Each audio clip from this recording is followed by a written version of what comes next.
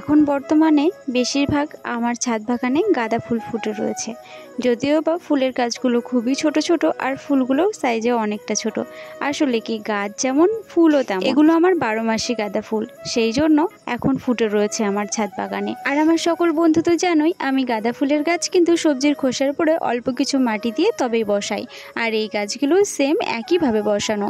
এর আগে যে বড় টবের মধ্যে যে গাছগুলো বসিয়েছিলাম সেই গাছগুলোর অবস্থা ভীষণ খারাপ। না গাছের হেলথ কন্ডিশন খুব ভালো আছে, কিন্তু গাছগুলোকে সোজাসুজি দাঁড় করিয়ে রাখা আমার পক্ষে ভীষণ কষ্টসাধ্যকর। তার কারণ একটাই, সবজির খোসার উপরে বসিয়েছিলাম আর সবজির খোসা ছিল কাঁচা, তার উপরে অল্প কিছু মাটি দিয়ে বসিয়েছিলাম গাছগুলো। এখন সবজির খোসাগুলো যেই নিচে পচে বসতে শুরু করেছে আর অমনি গাছ হেলে পড়েছে।